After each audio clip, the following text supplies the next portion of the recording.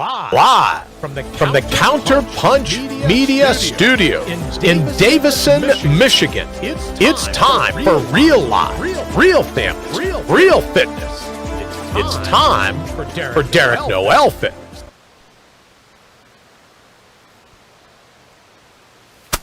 What is going on, everyone? Derek here with episode 41 of Derek Noel Fitness Live. Bringing even more questions today, which is going to be fantastic. There are some very, very good ones today. Real quick, if you are watching on the stream, feel free to drop in any questions. Any questions that you ask will automatically get shot to the top of the list of the questions, and I will make sure that I answer them absolutely 100% live, which will be great. And let me know if you're watching. If you can, give this video a share or a like if you know anyone who is trying to figure out how to get through this time, still under quarantine. If you're listening under sometime in the future, by the way, how to get through this time with some health and fitness stuff completely at home, feel free to drop those questions in and let us know. Also, feel free to say hi. I like saying hi to everybody. I got the feed up on my phone right here. Also, if you can, make it a point to go to our YouTube channel, Counterpunch Media, and to give that a subscribe. We're trying to get up to 100 people right now. Not sure what the most recent number was, but we're trying to get that number up, so any little bit helps. That's also where you can find all of their previous video episodes of Derek Noel Fitness Live. You can find them on Facebook. I find that YouTube's a little bit easier in that regard.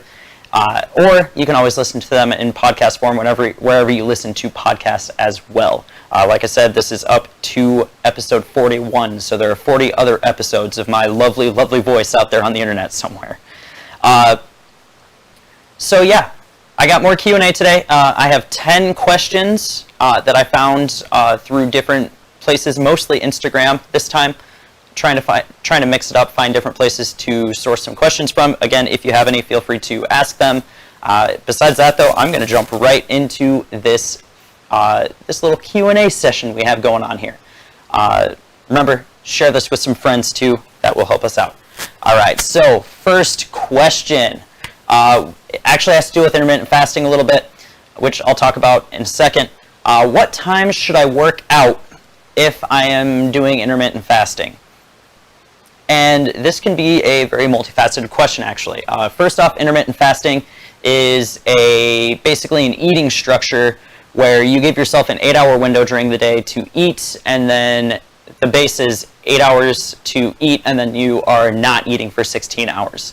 And your sleep time usually counts in that 16-hour period of time. So if I were to start eating my first meal at noon, I would have until 8 p.m., and then I wouldn't be eating from 8 p.m. until noon the next day, so it would work with sleeping.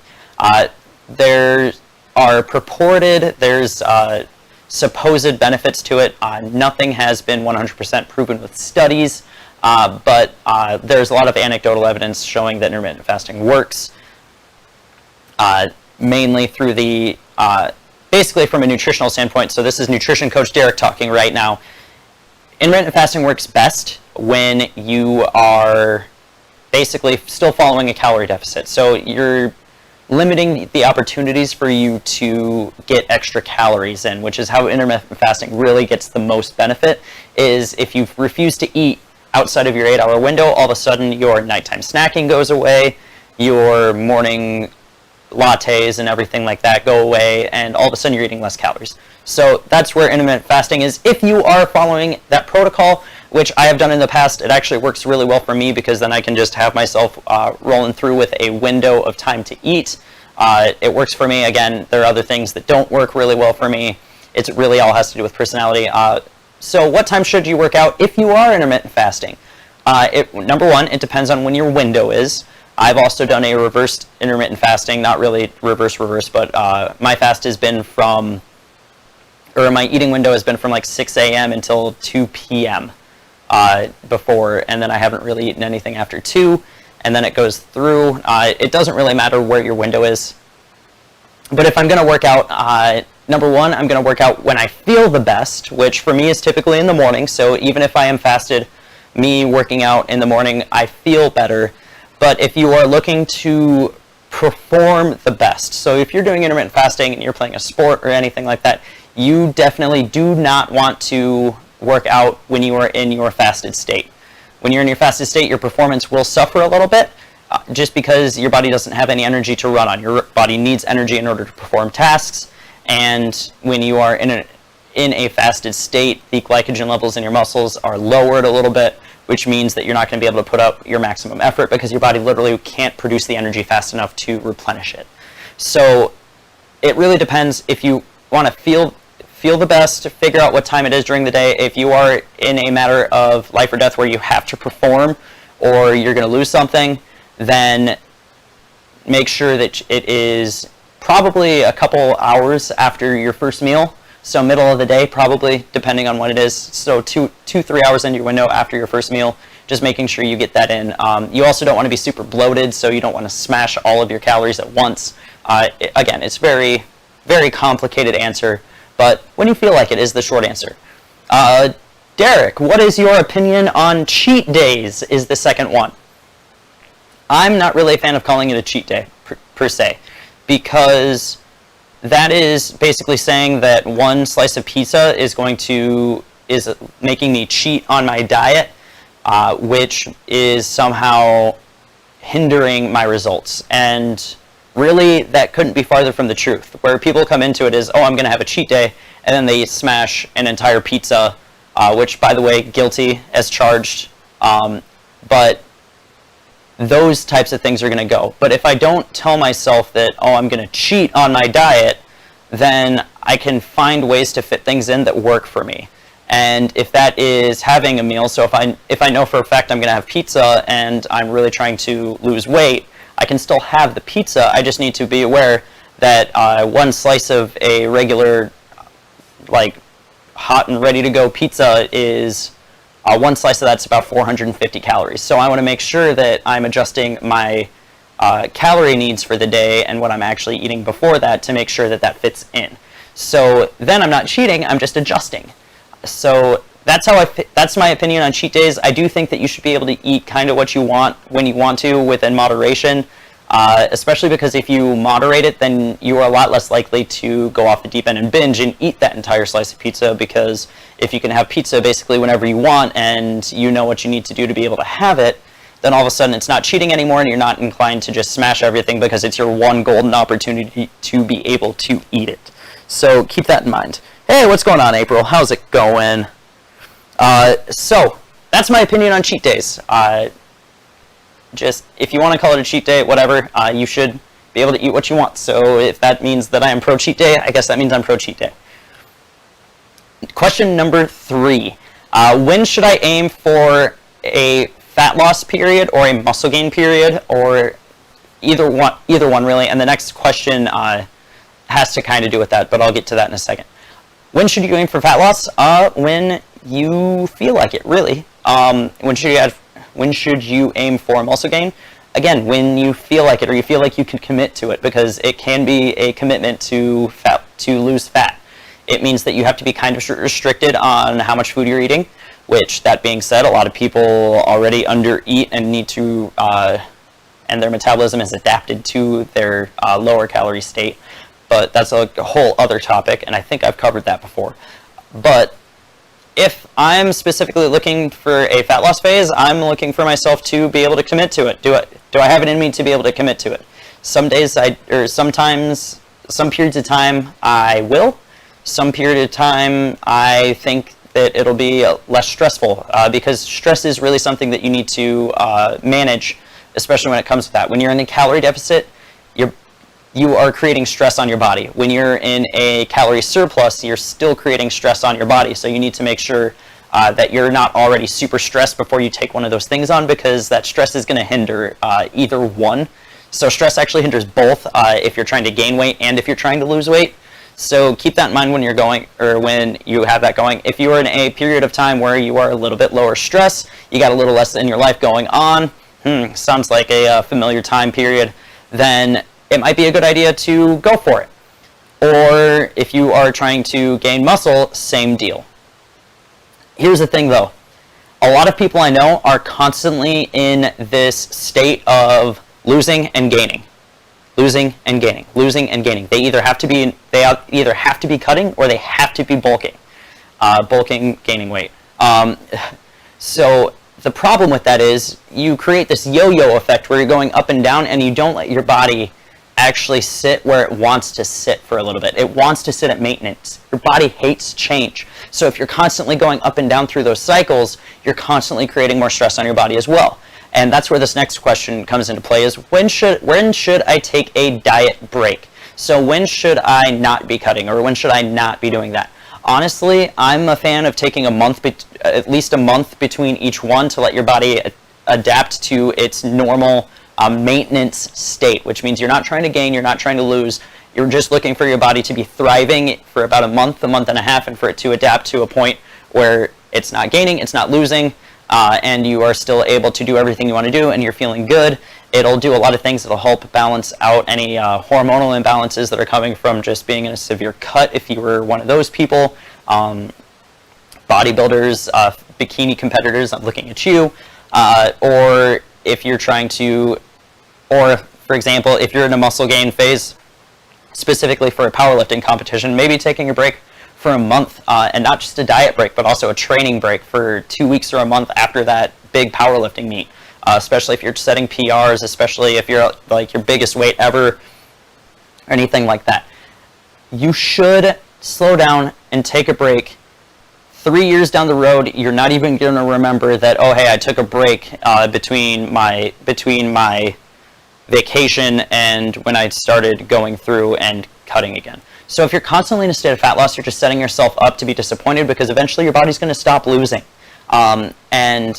That's unfortunate, and I know I say it's calories in versus calories out, but then you also have those metabolic adaptations. If you're constantly in a state of fat loss, then your metabolism is going to adapt eventually. That's what our bodies are awesome at. They're awesome at adapting, and when we're either going into a fat loss, we're trying to lose weight or gain weight, we're making our body change, and it doesn't like it. So we want to be able to take a break to make our bodies happy, let it recover and repair, fix everything that might have started going wrong, especially if you've been in it for a very extended period of time.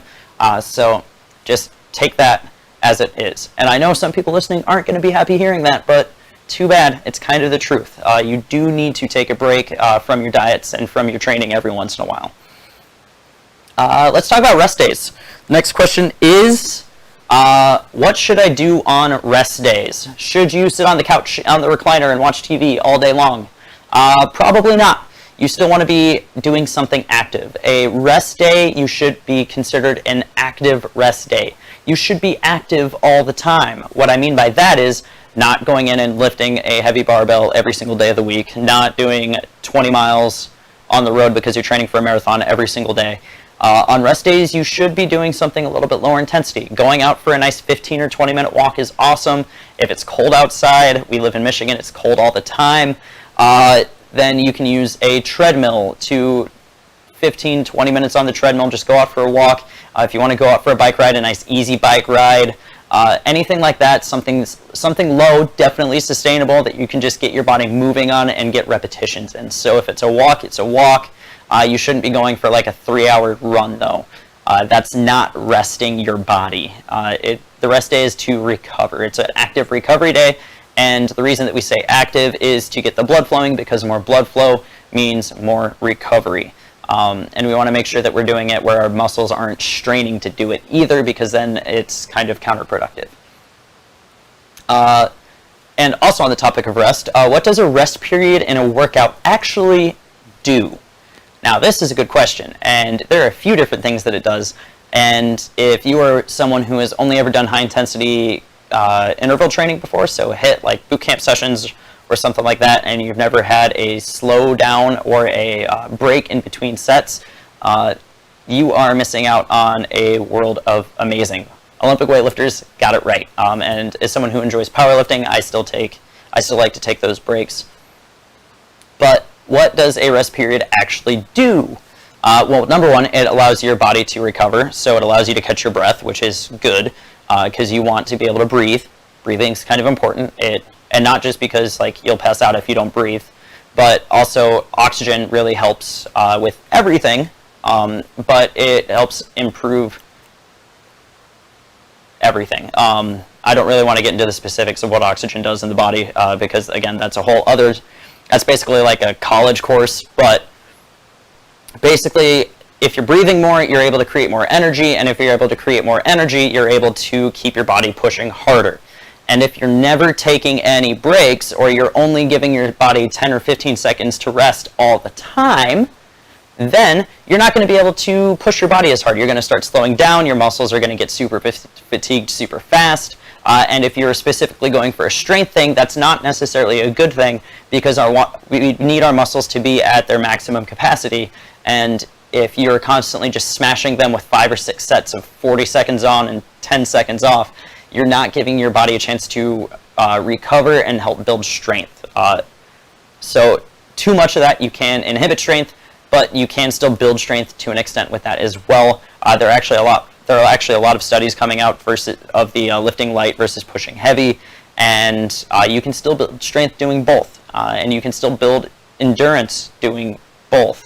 There are some that are better at things, but you still get some benefit. So keep that in mind. We want to make sure that we're taking those rest periods. We want to make sure that we can push at our maximum potential, and if our body is constantly tired and we can't catch our breath, there's no chance of our body being at that maximum potential. So keep that in mind next time someone is telling you to take a rest break in between sets and you are huffing and puffing because you've only ever taken a 15-second rest and now you have to take a minute and a half one. Enjoy it. Get your water. Relax. Get that heart rate down. It'll feel great. I promise. Let's see. I'm going to answer this next one, and then after this next one, we are going to take a break. Derek, how do I eat healthy at a restaurant? This is some money time gold for a question, because a lot of people don't know how to do this. They assume that just because you're ordering at a restaurant, you have to order specifically on the menu. Here's the thing. If you're going to a restaurant that you're worried about this with, just keep this thing in mind. Unless you're going to a vegan restaurant, but then I feel like everything on their menu should be healthy in your eyes and you don't have to worry about it. First thing you can do is, if you know ahead of time, look at the menu and find something that's going to work and adjust your day. So remember what I said about cheat days earlier? Take that same philosophy and just adjust. Order whatever you're going to order and adjust everything throughout the rest of your day to fit around that calorie-wise. And typically you want to overestimate the calories on that if they don't have it listed. The nice thing about these days is restaurants are starting to put calorie numbers on their meals, which is awesome. Are they super accurate? I don't know. I haven't actually done any research to see if they are super accurate. So the nice thing is that they're starting to, though.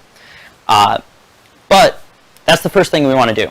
If we are going to a blind restaurant, we don't know anything about this place, their menu wasn't online or on Grubhub or whatever people are using these days to look at menus, I can almost guarantee you every single restaurant has a chicken breast on the menu. I can almost guarantee you every single restaurant has some vegetables on the menu. I can almost guarantee you every single restaurant has some sort of carb, so like a pasta or a bread or potatoes or something like that on the menu. You can order it off of the menu. I know people don't like to do this. I've been on someone who's been on both sides of this, as the server, and, well, all three sides, as the server, as the cook getting these, and then as the person ordering as well. It's really not a big deal. You just want a plain grilled chicken breast, and you want some whatever the house veggies are. Cool. You actually made it easier on the grill cook because now he doesn't even have to prepare anything extra that would normally be going with it. You're just ordering a chicken breast, and unless the chef is someone who is just not going to listen, you have to order exactly from their menu no matter what. By the way, don't go to those chefs. But you should be fine. Like, don't feel bad because you're ordering something off the menu. It's what you want. They are in the hospitality industry. They're there to take care of you. And if taking care of you means making you a plain grilled chicken breast with just salt on it and giving you some fresh broccoli or some mixed vegetables or whatever they have on a plate, then they're going to take care of you. That's literally what they're there to do. It's why it's called the hospitality industry. So don't feel bad if you're ordering something specifically like that. It's totally fine. Or you can do the same thing with shrimp or any seafood or anything like that. So keep that in mind next time you're going to the restaurant. If it's on their menu, you could just ask them to cook it a certain way, and chances are they'll do it without any problem. Just make sure you tip your servers. All right, there's that question. Let's take a quick break.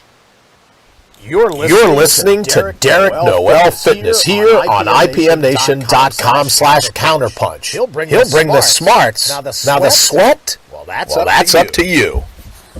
All right, we just answered an awesome question about eating healthy at a restaurant. We are coming into the tail end of the show now. So if you have any questions, feel free to drop them in the comments on Facebook. I would greatly appreciate that.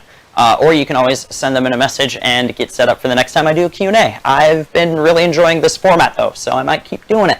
It's a nice little, basically like a fireside chat. I should have my fire on right now, but I don't.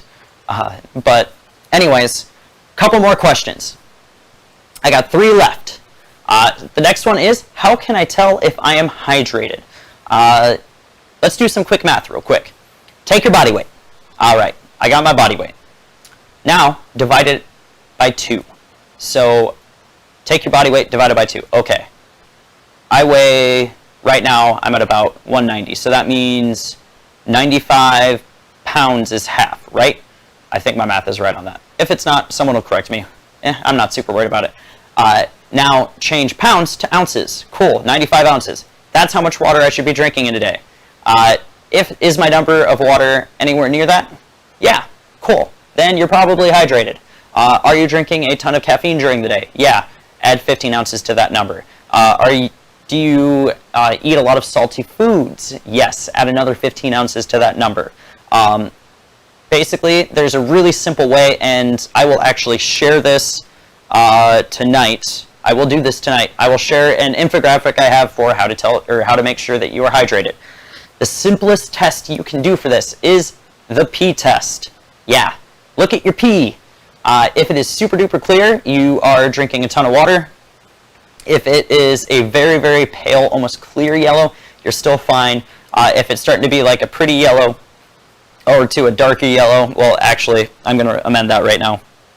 If it's just straight up yellow, you should probably drink some water. If it is a dark yellow or anything like that, you are very dehydrated already.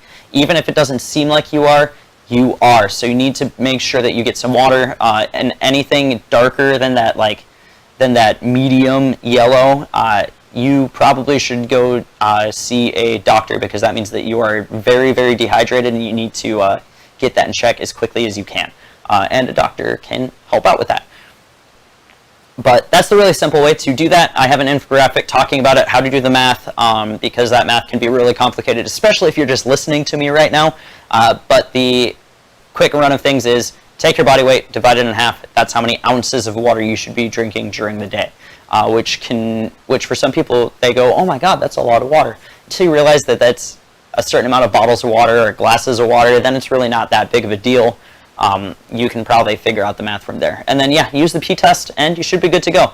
Keep it mostly clear, people, and you should be good. The next question: do I need to eat more protein?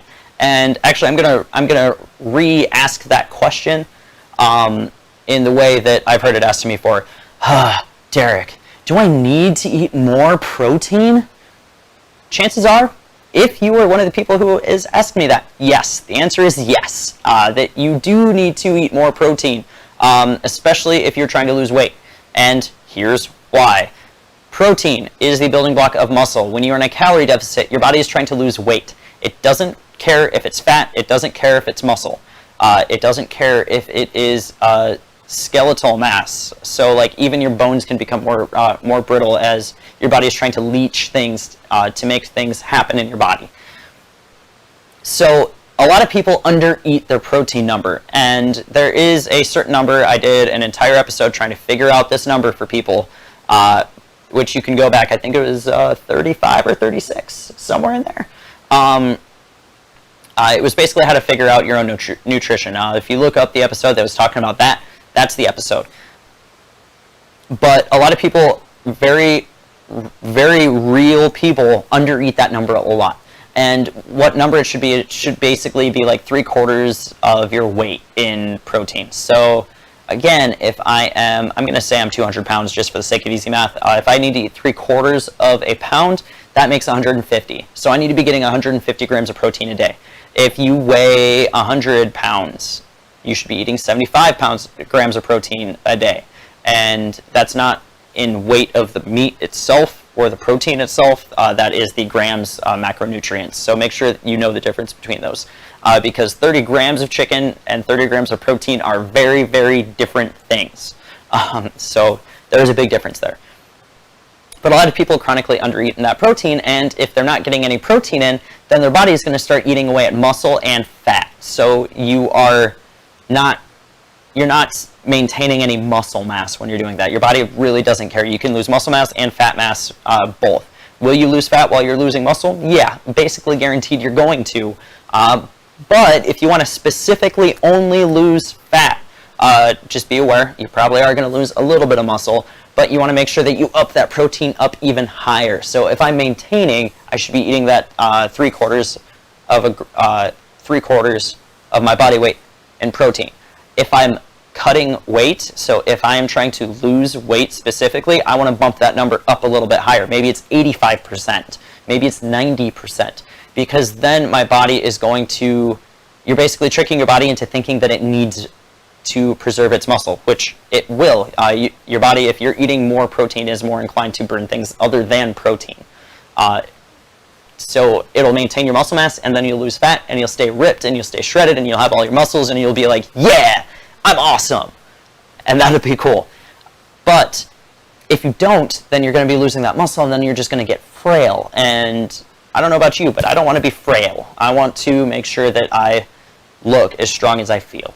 So make sure you're eating protein. If you are gaining muscle, or if you're in a calorie surplus, that number naturally is going to go down a little bit, because I really don't know anyone that I would recommend eating like 400 grams of protein per day with.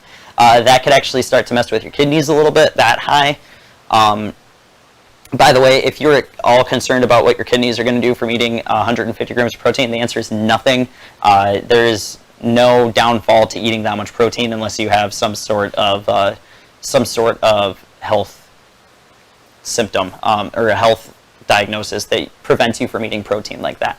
But then you got bigger issues than trying to do that. You should probably figure that out first. But you can honestly cut down on that, because if you are in a calorie surplus, your body's probably not going to be burning any muscle for fuel. It's going to be trying to burn carbohydrates and fats first. So don't worry about your protein numbers as much if you're trying to gain muscle. Worry about it a lot if you're trying to lose fat, and that'll make sure that it's tapered off. The last question, who should I listen to for health and fitness advice? First things first. Hi, how you doing? My name is Derek. I run Noel Fitness. Besides me, though, there are some things that you want to look for. Number one, you want to make sure that they're qualified to answer the questions. Just because someone's run a marathon, just because someone's lost 50 pounds, doesn't necessarily make them an expert on the subject. They can be talking out of their butt. They can think that lemon water is going to somehow alkalize the body. That is a whole other conversation, by the way. I don't even want to get into that. But basically, if your body is alkaline, you're probably dead. But besides that, you want to listen to someone who's qualified. You want to listen to someone who is an expert in the field that you are trying to learn from. So this applies to basically any field, not just health and fitness, by the way. If you're trying to learn more about astronomy, listen to some physicists, listen to some astrophysicists. Neil deGrasse Tyson's awesome. Listen to an expert in the field of whatever you want to learn what you're doing, which is honestly really easy to do now in the age of the internet. There are lots of experts doing videos on YouTube and stuff like that. Just make sure you're vetting them. Make sure that their certifications are real. Make sure they are. Make sure that they're not trying to. Actually, here's a big one. Here's a big one I just thought of. Make sure they're not trying to sell you something, because if they're trying to sell you something, then you definitely want to take it with a grain of salt, because they're probably just trying to get you to buy whatever they want. This is very, very big when it comes to MLMs. I'm not going to list any specific companies, but if there's someone trying to sell you a health supplement, by the way, I can't talk today. If there's someone trying to sell you a health supplement or trying to get you to buy a health supplement, do your own independent research and figure out what's actually going on with that product and if that product actually works. And spoilers, it probably doesn't work as well as they say it does. But if that's something that you're into, if you're just looking for a quick shake or something like that, then go for it. If that's what you want, just make sure you do your due diligence to learn about those things. If you are trying to figure out what's going on in the world, probably listen to people who are experts in public health. Or if you are in the health and fitness industry, make sure you have people who are qualified. For example, I make sure that I get my advice and I learn from people who are coaching at the highest levels. So, and that can be basically in any field. But I can learn, like, I have the opportunity to be able to learn from someone who coaches NFL level athletes when it comes to their workout programs and dealing with all these professional athletes with nutrition and stuff like that. So I get to learn from those people. I'm not learning from Mary Sue down the street who lost 20 pounds one time and is just slinging out saying, I ate 300 calories a day. By the way, don't do that. That's bad. So there we go. This has been another Q&A session. Hopefully we enjoyed it. I'm looking through the feed real quick. It doesn't seem like anyone has asked any questions. Y'all need to get on that. Ask me some questions. I love it. So real quick, let's go through it where you can find me. You can find me on Facebook right here. This is my page. Or if you are listening to this on Spotify or however you listen to podcasts, you can find me on Facebook.com/TheDerekNoel. My name is spelled D-E-R-E-K, by the way, and then Noel, just like Christmas, N-O-E-L. So The Derek Noel, right on there. You can find me on Instagram at TheDerekNoel, same thing. And again, you can find the videos on YouTube or here on Facebook. Or you can listen to the audio wherever you listen to those podcasts, whether it's iTunes, anywhere you can go, we're there. If you have any questions not during this period of time, make sure you send them to me. If you have any feedback, please send me a message. I would love to be able to hear what you have to say, and have a great night, everyone.